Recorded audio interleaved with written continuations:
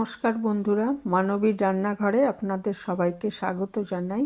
আমার আজকের রেসিপি মুগ ডালের চিলা।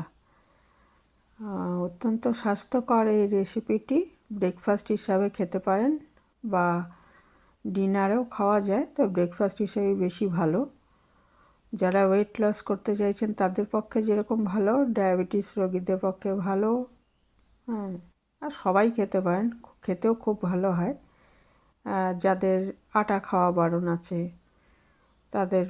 তাদের জন্য খুব আদর্শ এটা, এই জলখাবারটা। আসুন দেখে নিই কীভাবে করেছি। প্রথমে সবুজ মুগ ডাল, ওটা আমি সারা রাত ভিজিয়ে রেখেছিলাম। তারপরে এটা একটু আদা কুচি আর নুন দিয়ে পেস্ট করে নিয়েছি।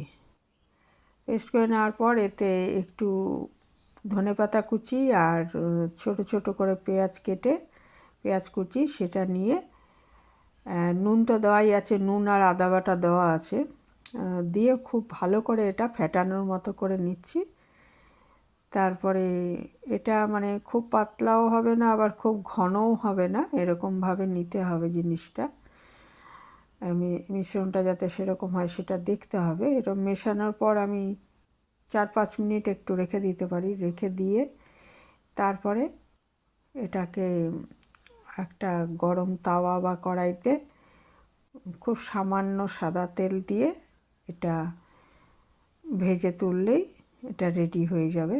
দেখুন কিভাবে করছি এটা। এই একটু খুব সামান্য তেল দিয়ে নিয়েছি, হাফ চামচ মতো দিয়ে এটার মধ্যে আমি এইভাবে যেরকম আমরা পাটিসাপটা করি অনেকটা সেইভাবে এটাকে দিয়ে দিচ্ছি। দিয়ে এটা দুদিকই ভেজে নিতে হবে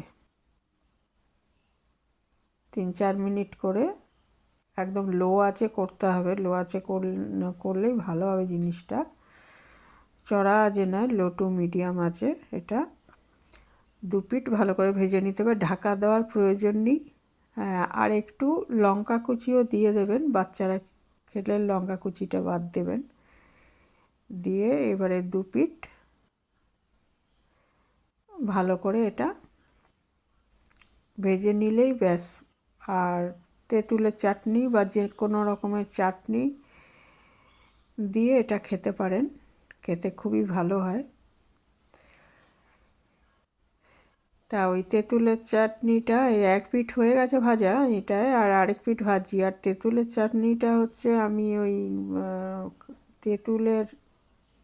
তেঁতুলটা ভিজিয়ে রেখে ওই মাড়টা বার করে নিয়েছিলাম, আর তাতে বিট নুন আর একটু মিষ্টি দিয়ে তেঁতুলের চাটনিটা তৈরি করেছি। জাল দিয়ে নিয়ে এমনি তৈরি করেছি চাটনিটা। একটু বিট নুন আর আদা বাটা, কেউ কেউ ওর মধ্যে রসুন বাটাও দেন, আমি শুধু আদা দিয়েছি একটু। আর এইভাবে দেখুন আমি এক এক করে একটা ভাজা হয়ে গেছে, আর এই আরেকটাকে ভাজি, এক পিঠ এটার ভাজা হয়ে গেছে। এটা আবার উল্টে দিলেই 3-4 মিনিট লাগবে ভাজতে এক এক পিঠ।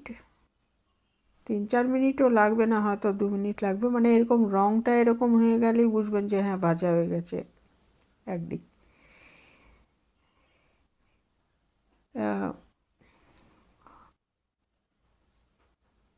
এটা খেতে ভীষণই ভালো হয়। কেউ বানান কি না কমেন্টে জানাবেন আমাকে। আর যদি না বানান তাহলে বলবো যে বানিয়ে দেখতে পারেন। আমার বিশ্বাস যে সবারই ভালো লাগবে এটা খেতে। আর এটার সাথে আপনি তেঁতুলের চাটনি বা নারকেলের চাটনি, যে কোনো চাটনি খেতে পারেন, অথবা রায়তা খাওয়া যাবে এর সাথে।